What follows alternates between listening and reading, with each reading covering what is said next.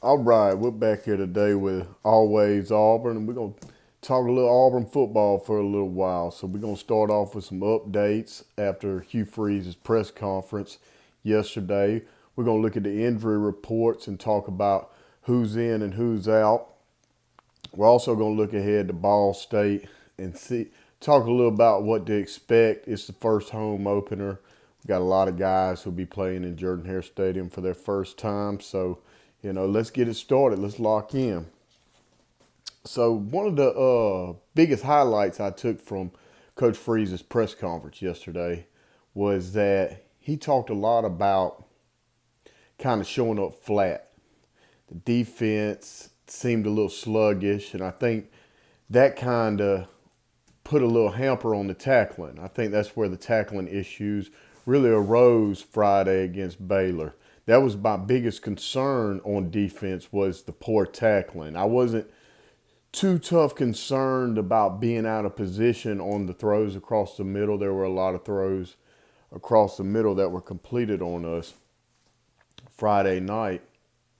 But I wasn't really too concerned about that. I thought that had a lot to do with scheme and just players being in the right position and wrong position. And like I said on the post game, defense, you got to give and take a lot. And, I'd rather give in front of you than give behind you. And, I think Auburn had a good solid lead, was confident in what the offense was doing on the field, and kind of elected to keep everything in front of them, not let Baylor get in quick scores where we were beat deep down the field, and which I tip my hat to DJ Durkin. I believe that was a good game plan for the second half. But Coach Freeze did mention in his press conference that the defense, and really his entire team, but specifically, the defense seemed to look sluggish, like there was a drop off. It's the first game of the season. We're going to a different environment. I guess the heat in Texas, I've never been to Texas. I guess the heat in Texas is a little different than the heat in Alabama. I'm not too sure about that. I mean, we're both in, the same kind of southeastern region of the country, both close to water. So yeah, maybe it's a little hotter, but then again, I mean, it gets pretty hot in Alabama, just like it probably gets pretty hot in Texas in late August. So, Freeze talks about the heat having a big part of why Auburn came out sluggish on defense, and also, that emotional just drop off. You can only be high for so long on adrenaline, and I can see how pregame and just pure excitement to get out on the football field again. You got a new season ahead of you. You want to show the world, college football world, that, hey, Auburn University is back. This is what we got for y'all. And I can definitely see how that kind of turns into a emotional roller coaster with, that it's hard to maintain that certain level of energy for a sustained period of time. So that does lead to some sluggishness and some drop off in intensity. But I think that all kind of comes back to coaching and preparation. And why are we addressing this after the game, Coach Freeze? After you saw what happened with the players and the emotional letdown. Why are we addressing this after the game? And how did we know? How were you able to identify this so easily in the post game, but we weren't prepared for it in the pregame? Because we did get away from Baylor, we did win the football game, and it didn't. The emotional letdown did not turn out to be detrimental in the win-loss column, but this is something that we can't continue. That I guarantee you, if you thought those players were highly emotional and adrenaline pumping, on another level headed into the Baylor game, just wait till Georgia comes to town and you got 100,000 plus around the stadium, more than that really. And it's an all-day affair of just high intensity, high expectation, anticipation. How are we going to handle that differently? That's a question I have going through the rest of the season, is how are we going to address this, which you did address it, Coach Freeze. Coach Freeze did address this.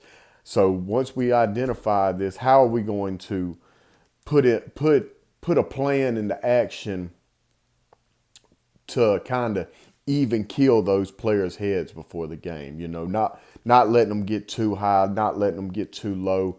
Just coming in strong with a level head. And I think you do that by yes, identifying it, but also making it a point throughout the week, throughout preparation, to continue to preach on and continue to beat into these players' heads. That football is a game of emotions, but when it's all said and done, fourth quarter time, when those emotions are really out the window, and then you're playing on just being able to line up, being able to do the things that you're supposed to do as a football player. So I think moving forward, Coach, that's a big point that Coach Freeze needs to work on, because if we are going to win big games this year and kind of settle some of these debts that we have towards the Alabamas, towards the Georgias, then we're going to have to learn how to control our emotions and come into the game with an even kill type of mindset and a level head. So another thing Freeze talked about, which raises concern for me, and just to rehash, I am not a Freeze critic. I am not a big fan of Freeze. I will tell you that right now, and that's not because of who he is as a person, anything like that. I'm not a big fan of Freeze right now because of what he has shown me these past 3 years. And that'll be a topic for another video, but I'm not going to bash Freeze too much and talk about the past, because we're in a new season and you got all the ability, Coach Freeze, to change my mind. I hope you changed my mind. You changed it Friday. You kick-started the gear to change my mind about your ability to coach football Friday night against the Baylor Bears, and I hope you continue to do that. I want nothing but the best for you. Prove me wrong, Coach Freeze. Please prove me wrong. But what I do have to say about him, that, and it's about how you look at football for someone to understand this point. I'm old school Auburn football. I'm old school football in general. I believe the games are won in the trenches, at the line of scrimmage. I believe you win the game by imposing your will on another team and by playing defense. And what I mean by imposing your will on the other team is a lot like what we saw Friday against Baylor, with running the football, blowing the defensive line off the ball, establishing a line of scrimmage as a lineman, as an interior lineman, whether that's on the defensive side of the ball or the offensive side of the ball. I'm not really worried about the defensive side of the ball. And I'm not really worried about the offensive side of the ball either, because I saw it work. But sometimes, Coach Freeze, it seems like you can actually get in your own way a little bit. And what I mean by that is Coach Freeze is constantly wanting, he has a need to either prove that his way of coaching offense can be sustained in this league, or that he just wants to throw the football. And there's no ifs, ands, or buts around it. I mean, he said in his press conference that it was hard for him not to go away from the run and try to be stubborn and air it out. and he's anticipating the that when these other teams we face this year, and trust me, they will, because they understand the Georgias, the Missouris, the Alabamas, maybe not Alabama, but the the big time SEC programs, and even your Arkansas and I guess Vanderbilt's. He understands. They understand. Excuse me.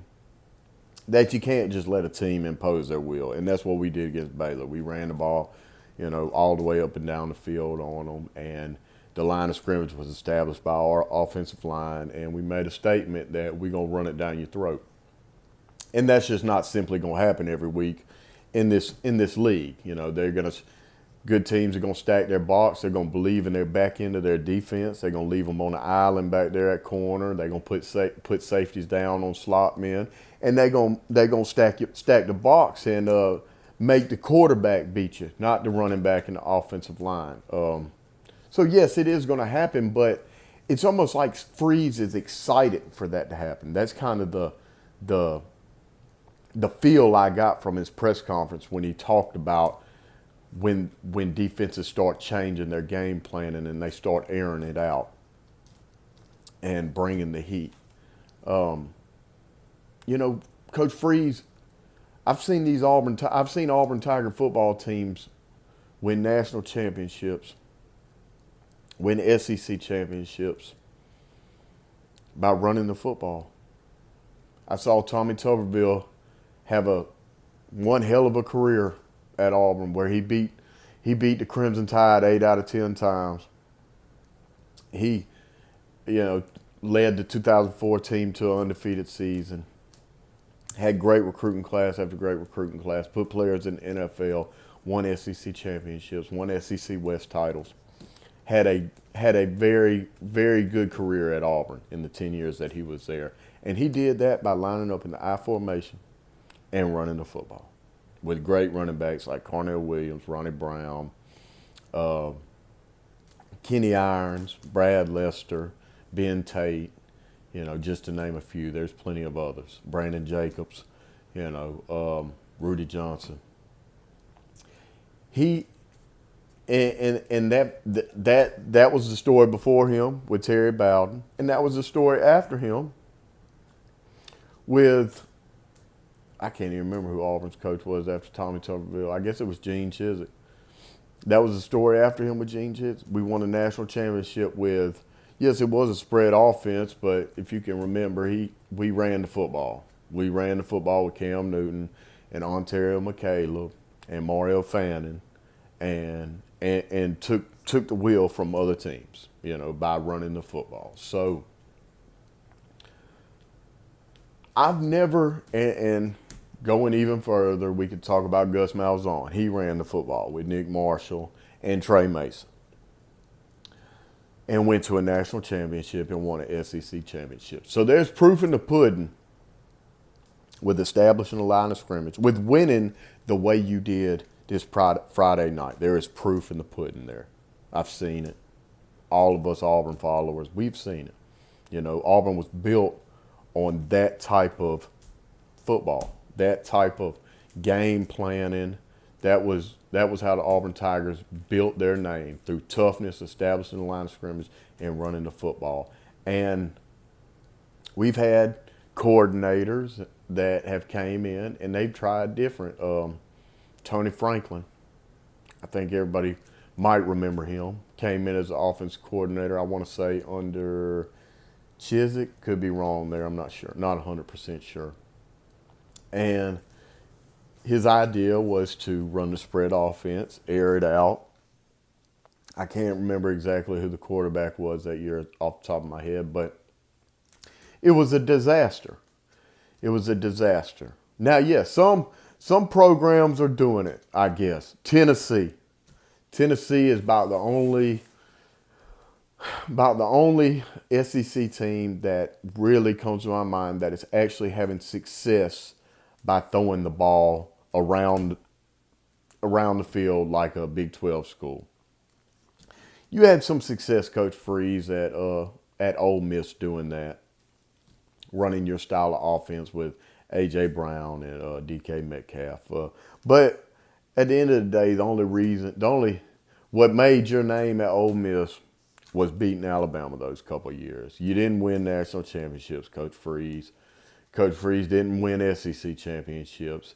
He had a couple winning seasons where he kind of turned the tide in Ole Miss football from being middle of the pack to lower of the pack, to maybe a little bit higher than middle of the pack, but not quite elite in the SEC. And the only thing that got him there was he had a couple big wins over Alabama, where in a few of those games he got lucky, to be quite honest with you. So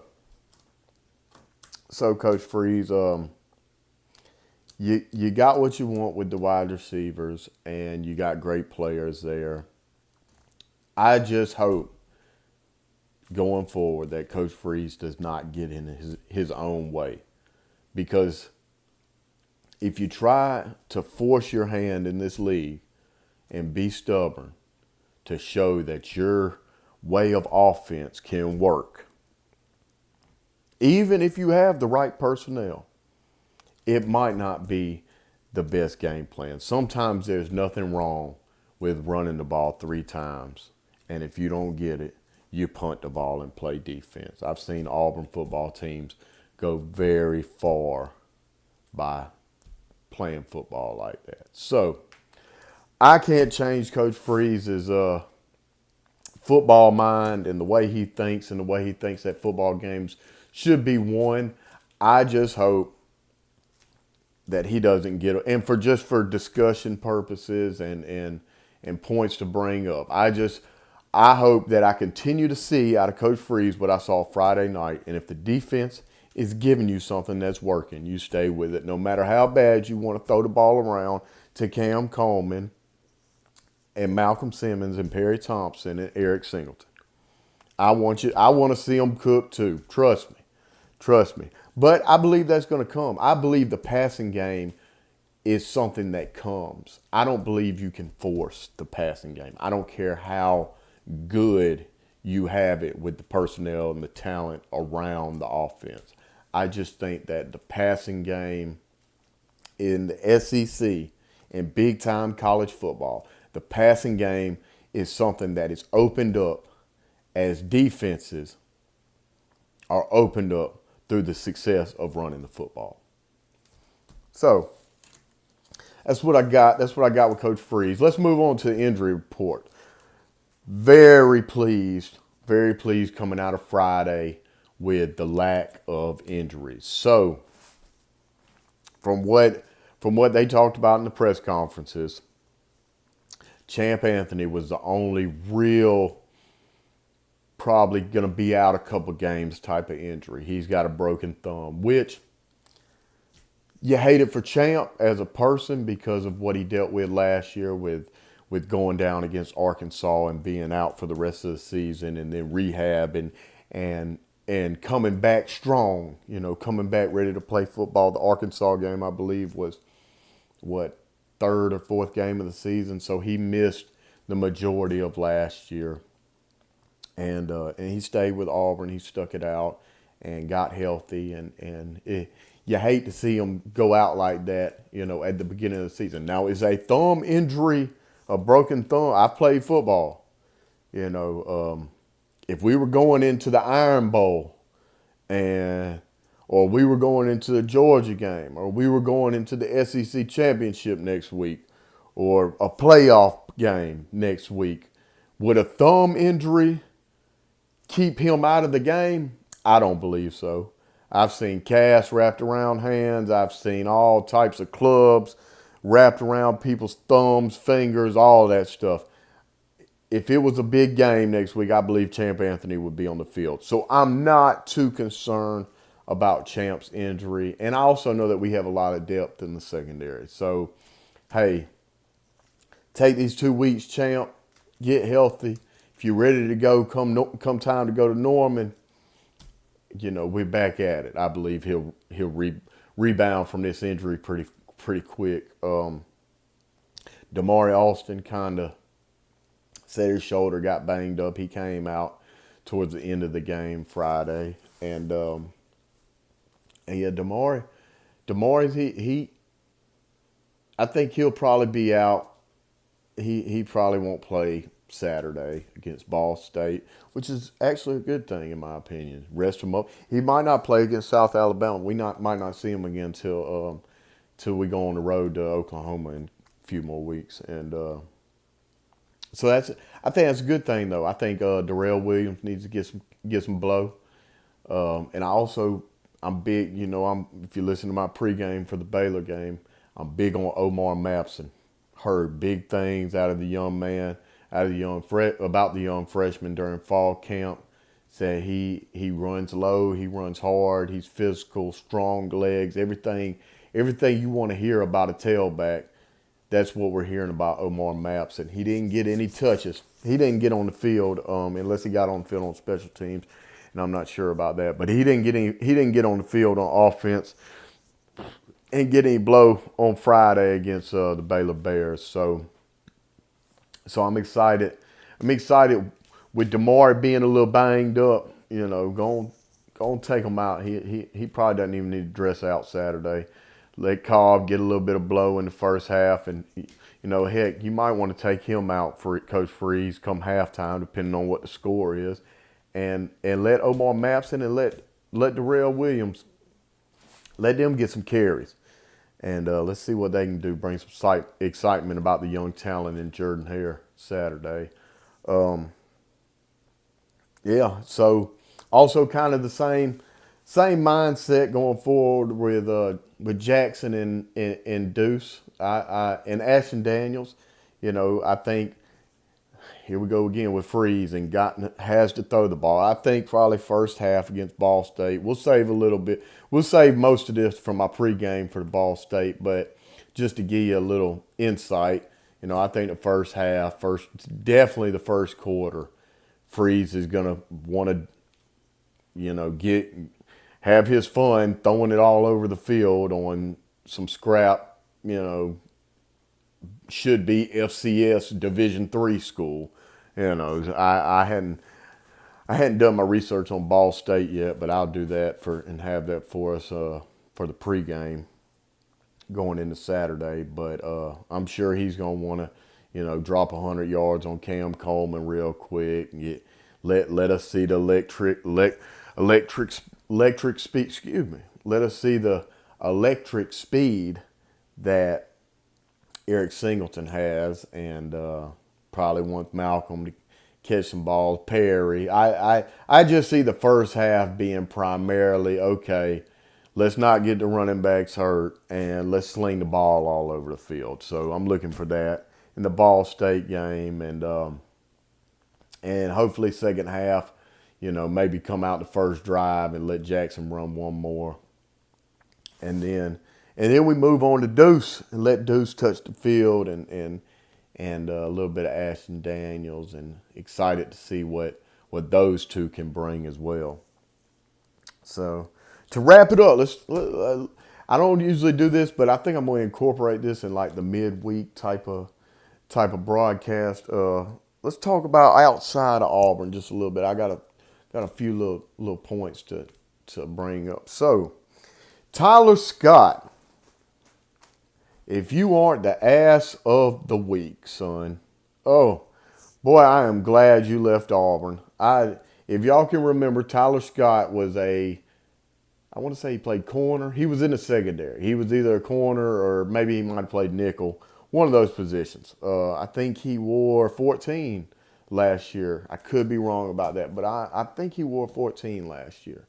And he got a little playing time here and there, and was actually projected to be one of our better players at the end of last season going into this season. Well, he decided to hit the transfer portal for whatever reason. I'm probably thinking I know some of these reasons based on what he did Saturday going into the Ole Miss game. But I'm glad that he weeded himself out of Auburn program, because we really have no place for that type of foolery. So Tyler Scott, I guess him and one of the Ole Miss players, Tyler Scott plays for Georgia State now. So I guess him and one of the Ole Miss players, might have been going back and forth before the game. Who knows? And he took it upon himself to slide on over there and get in the midst of the Ole Miss Rebel football players and take the chain of I I I can't remember the young man's name, but take the Ole Miss Rebel player's chain, snatched it off of him, ran away, kind of like a cowardly move, ran away, stood in the middle of the field, ran his mouth a little bit, and then chunked the chain into the stands. So I'm not law enforcement by any means, but that kind of sounds like strong arm robbery to me. To take something from someone by the use of force, not a weapon, but the use of human force, that would fall in under the description of strong arm robbery, I believe, which is a punishable crime in the United States. So, not sure if there's any legal implications because of Tyler Scott's actions. I know he's still dressed out, but he didn't get on the field. He sat on the bench and moped. Which, why you moping, son? You shouldn't have done it. So, anyways, Tyler Scott, you are the ass of the week, and I'm glad you are not an Auburn Tiger anymore, to say the least. There was a kind of inspiring story that took place a little bit last night on the North Carolina and TCU game. Now, it was a blowout, and TCU kind of ran North Carolina out of their stadium. The fans were leaving the stadium with about 6 minutes left in the third quarter, which that's always a bad feeling. But after Gio Lopez went down, I think his pride was kind of hurt after going down 41-7, and they brought in Max Johnson. Now, if you can remember, Max Johnson played at LSU. He played at Texas A&M, and now he's at North Carolina, which I did not know. So last year he broke his leg on like the first game of the season. And they didn't know if he was ever going to walk again. They thought he was going to lose the leg. Just a bad situation. Well, Max Johnson came into the game after Gio Lopez left the game, and he put up a good performance. Good. Now, granted, they were losing 41-7 when he came into the game, but quarterback is quarterback, and he put good zip on the ball. He made good decisions, and they were nowhere near coming back. But it was just a good story, good feel-good type of story to see Max Johnson back on the field after suffering such a severe injury last year. So, last thing, shout out Zach Etheridge and Keontae Scott. If y'all can remember Zach Etheridge, he played safety at Auburn in the 2000. He was on the 2010 team, but he was at Auburn for 3 or 4 years, and I think 4 years. Matter of fact, maybe 5 because of the injury. He had a very bad injury. Not sure what season it was. Not sure what class he was in when he had this injury, but he had a very bad injury. People did not know if he was ever gonna play football again or anything. They thought he might be paralyzed. Had a very bad neck injury. Had to walk with like a cast thing around his neck for a long time, and it ended up getting back on the field and playing football and going on to win that 2010 national championship with the Auburn Tigers. And he coached at Auburn with Malzahn. He was and Travis Williams. He was a defensive backs coach. He was a graduate assistant at one point, and young man from Troy, Alabama. Well, he's not really a young man. He's getting older now, but then he was a young man from Troy, Alabama, and Did not know he was coaching football at Miami.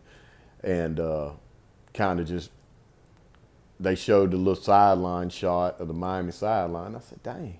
I said, that looks like Zach Etheridge. So, I got my phone and Googled it real quick. Where is Zach Etheridge coaching right now? And apparently this is his first year as defensive backs coach at Miami. And they had a great showing against Notre Dame Sunday night. So shout out to Zach Etheridge, man. You're a great story. You're an Auburn man. He's an Auburn man. And, hopefully we continue to see nothing but good things about Zach Etheridge. And Keontae Scott, hey, boy, you had a good game. You were all over the field.